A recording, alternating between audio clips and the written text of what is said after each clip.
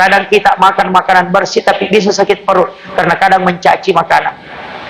Itu yang dia minum air comberan, dia minum air yang kotor, tapi dia tidak pernah sakit gara-gara itu. Kenapa?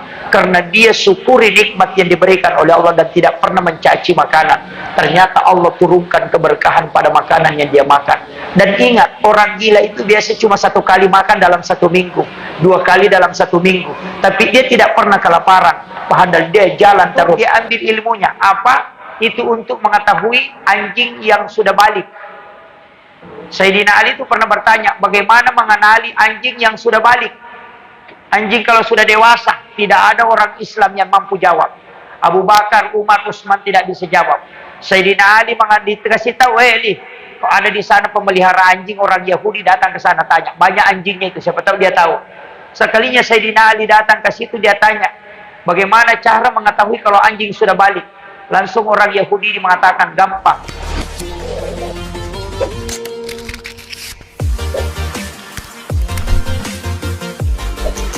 Assalamualaikum warahmatullahi wabarakatuh.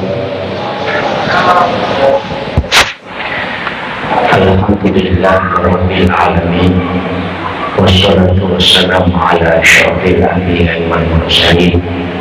Sayyidina wa maulana wa habibina wa syafi'ina wa ala alihi wa ashabihi wa sahabatihi ajma'in.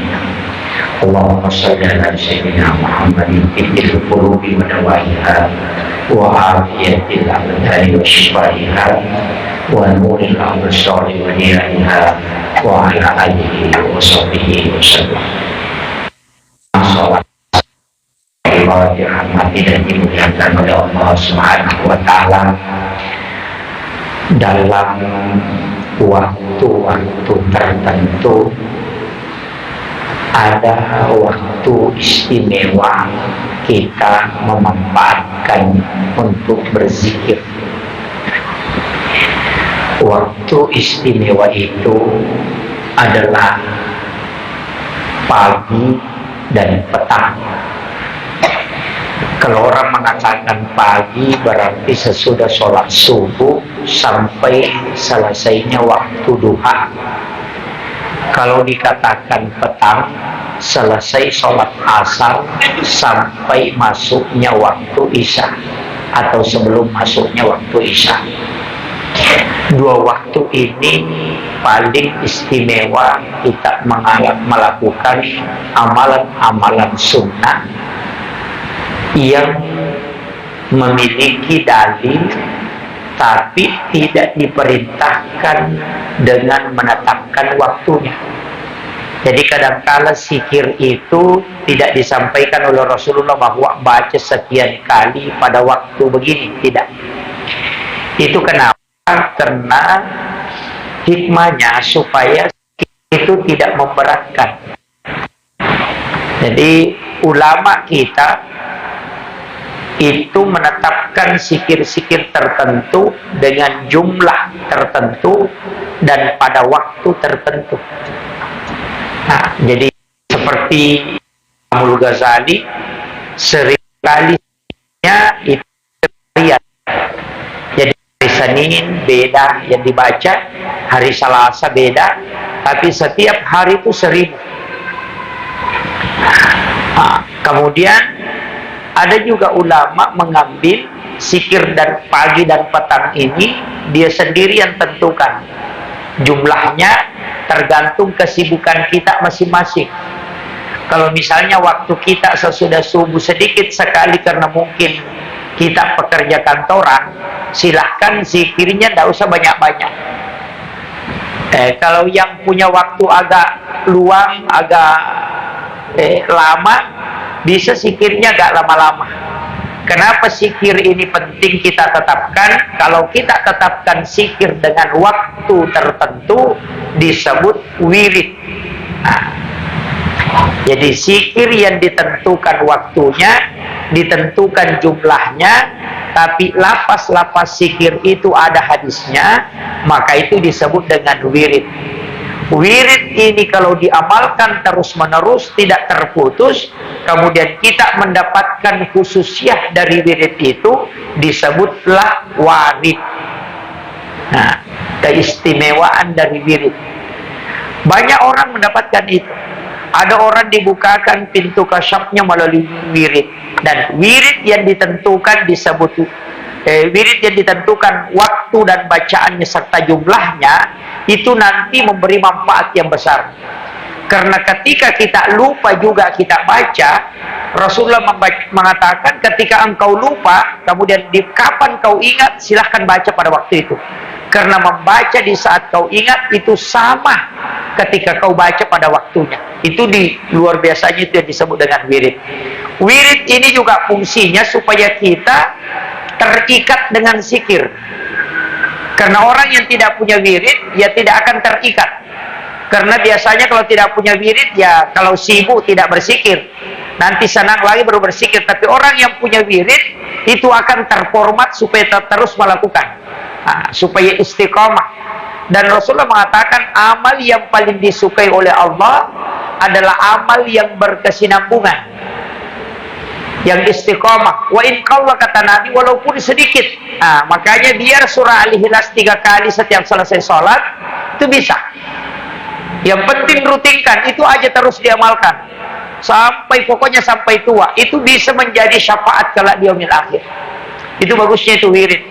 Makanya kita mestinya punya wirid. Nah, untuk ulama-ulama kita di Ahlus Sunnah wal Jamaah itu mengajarkan beberapa wirid. Ada wirid memang yang zikir digabung-gabungkan. Saya ingin kasih tahu misalnya begini. Sudah sholat, sesudah doa, kita sudah doa bersama dengan imam. Kita boleh membaca zikir-zikir tertentu seperti Asmaul Husna. Kalau kita minta untuk dimudahkan rezeki, bisa kita baca ya Fattahu, ya Razak, ya Ghani, ya Mughni. Itu bisa kita baca. Tergantung berapa kita mampu. Bisa 7, bisa 70, bisa 40, bisa 100. Jadi baca ya Ghani, ya Mughni, ya Fattahu, ya Razak. Nah, itu dibaca bisa 7 kali, tapi rutinkan. Rutinkan. Baca maghrib dengan subuh itu. Karena di situ pintu rezeki.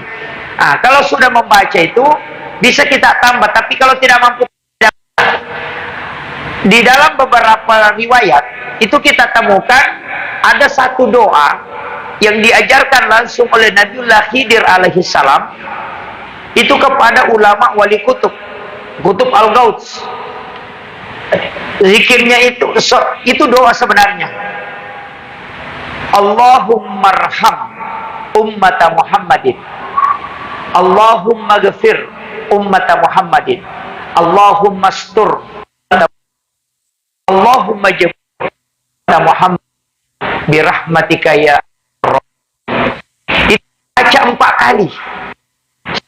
Baca, Allah akan mengangkat dia menjadi waliullah.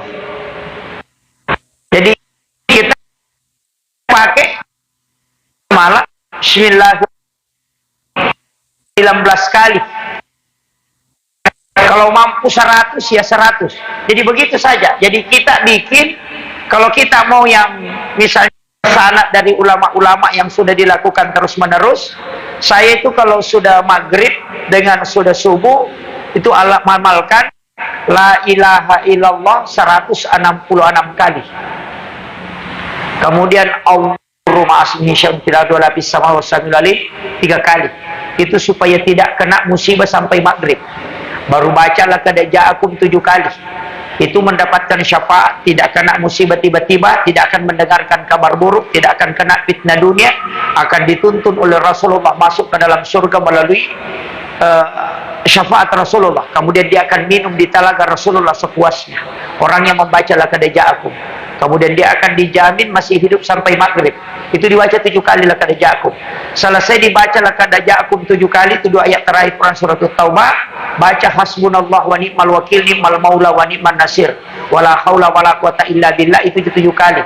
Kemudian baca raditu billahi rabba wa bil islami dina wa bi Muhammadin sallallahu nabiyya wa rasulah, juga 7 kali. Supaya ditiupkan angin dari dalam surga masuk ke kalbu, supaya kita tenang. Kemudian baca bismillahi ala nafsi wa mali wa ahli, bismillahi masyaallah la quwata illa billah, juga di 7 kali. Kenapa baca bismillahi ala nafsi wa mali wa ahli? Supaya harta, keluarga, anak-anak kita dan diri kita itu Allah yang jaga. Tidak akan diganggu itu sampai maghrib.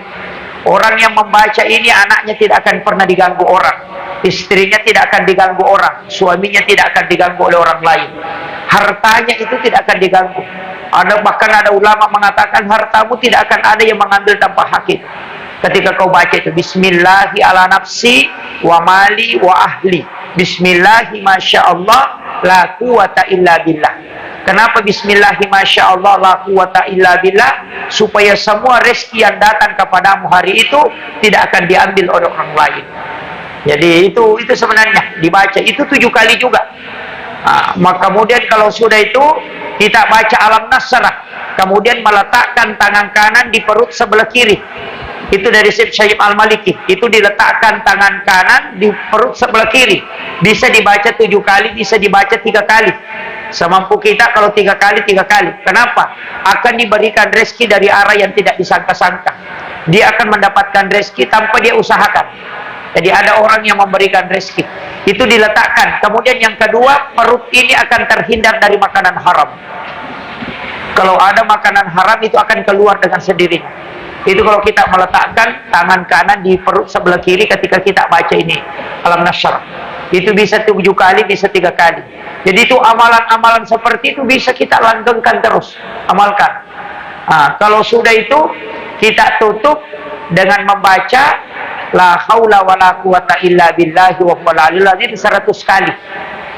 Itu tidak akan kena penyakit, orang itu dalam sehari itu tidak kena penyakit. Yang kedua, orang yang membaca la haula wala quwata illa billah 100 kali itu akan dijaga dari musibah, segala macam bentuk musibah. Kalau ada orang berniat jahat ke kita itu tidak akan sampai. Gitu. Jadi itu sebenarnya amalan-amalan itu. Dan orang yang mengamalkan itu sampai anak-anaknya tidak akan miskin. Ini yang biasa orang takuti. Nanti anakku bagaimana, nanti anakku miskin atau apa. Bacalah haula wala quwata illa billah 100 kali, insyaallah anak-anakmu tidak akan miskin. Bahkan ada ulama mengatakan sampai 7 lapis itu Allah menjaga hartanya. Itu sebenarnya yang amalan bisa kita amalkan. Dan itu untuk maghrib dengan subuh aja. Makanya kenapa waktu subuh itu nanti siang baru kita tinggalkan masjid, supaya amalan ini selesai. Sesudah sholat maghrib tidak usah pulang ke rumah, amalkan ini pas masuk isya itu baru selesai. Jadi itu bagusnya terikat dengan 2 waktu ini. Saya kira ini yang penting saya sampaikan. Mudah-mudahan ini ada hikmahnya. Dan saya mohon maaf manakala ada pesan-pesan ceramah yang tidak berkenan di hati.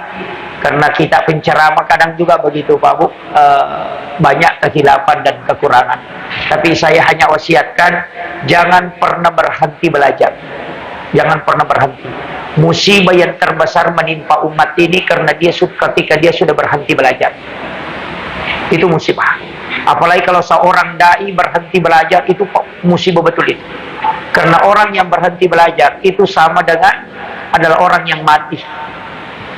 Makanya ketika orang tidak lagi belajar, apalagi kalau hanya mengambil ilmu dari satu jalur, itu yang fatal.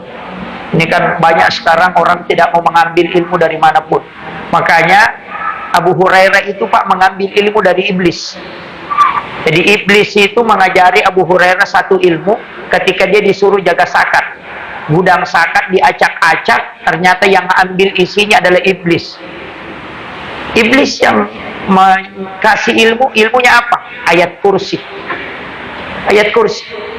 Dikasih tahu Abu Hurairah, ketika engkau membaca ayat ini kemudian kau tutup pintu dan tutup jendela, pasti saya tidak bisa masuk.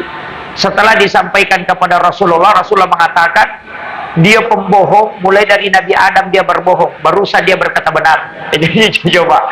Jadi iblis itu ilmunya diambil langsung oleh Abu Hurairah, itu bersanad ke iblis ilmunya Pak. Itu ayat kursi. Kemudian Sayyidina Ali juga mengambil ilmu dari orang Yahudi Pak, bukan orang Islam, orang Yahudi. Orang kafir itu diambil ilmunya. Apa? Itu untuk mengetahui anjing yang sudah balik. Sayyidina Ali itu pernah bertanya, bagaimana mengenali anjing yang sudah balik? Anjing kalau sudah dewasa, tidak ada orang Islam yang mampu jawab. Abu Bakar, Umar, Utsman tidak bisa jawab. Sayyidina Ali dikasih tahu, Ali, ada di sana pemelihara anjing, orang Yahudi datang ke sana tanya, banyak anjingnya itu, siapa tahu dia tahu. Sekalinya Sayyidina Ali datang ke situ, dia tanya, bagaimana cara mengetahui kalau anjing sudah balik? Langsung orang Yahudi mengatakan, gampang. Kalau mau tahu anjing yang balik, kalau dia buang air kecil mengangkat kakinya satu, berarti itu sudah balik. Tapi kalau dia belum angkat kakinya, berarti belum balik. Itulah di Sayyidina Ali mengatakan, dia adalah guruku, karena dia yang mengajarkan satu ilmu yang saya tidak dapatkan dari orang Islam. Jadi mengambil ilmu itu tidak sembarang, tidak mesti terpatok bilang begini, tidak. Bahkan saya sering sampaikan, ambil ilmunya orang gila. Saya belajar tasawuf itu dikasih tahu, orang gila itu nak 80% ilmunya adalah ilmu ma'rifat. Saya perhatikan di mana ilmunya orang gila ini. Ternyata ada ilmunya orang gila yang tidak bisa kita ambil. Apa? Keridhaan. Orang gila itu makan sisa makanan yang dibuang orang tapi tidak pernah sakit perut. Kenapa? Karena dia betul syukuri. Kadang kita makan makanan bersih tapi bisa sakit perut karena kadang mencaci makanan. Itu yang dia minum air comberan, dia minum air yang kotor, tapi dia tidak pernah sakit gara-gara itu. Kenapa? Karena dia syukuri nikmat yang diberikan oleh Allah dan tidak pernah mencaci makanan. Ternyata Allah turunkan keberkahan pada makanan yang dia makan. Dan ingat, orang gila itu biasa cuma 1 kali makan dalam 1 minggu, 2 kali dalam 1 minggu, tapi dia tidak pernah kelaparan. Padahal dia jalan terus. Kenapa? Karena berkah di dalam perutnya itu tidak dicabut oleh Allah. Makanya sisa-sisa makanan itu, kenapa Rasulullah mengatakan kadang di situ ada berkah. Ini yang banyak orang tidak tahu. Kenapa? Orang gila itu Pak cuma akalnya yang dicabut, akal sehatnya, tapi kalbunya itu tidak dicabut. Maka kita harus memperhatikan betul. Saya tuh dikasih tahu sama ulama, ada beberapa ilmunya itu Pak. Bahkan sisa-sisa makanan itu di situ ada berkah. Saya punya guru itu kalau pulang tamunya, dia kumpul semua sisa minumannya itu. Baru dia baca salawat, kemudian dia minum, minta berkah. Saya pernah kasih tahu, Pak Kiai, jangan minum itu sisanya orang. Dia bilang tidak. Di tempat yang sedikit ini, di situ kadang ada doa para malaikat. Ini bukan kotor. Dia minum itu, tapi saya tidak bisa terima itu. Nanti lama-kelamaan belajar hakikat, oh baru tahu bahwa satu nasi pun yang jatuh ke lantai, kadang-kadang di situ ada berkah Allah. Jadi itu kadang yang kita lupakan.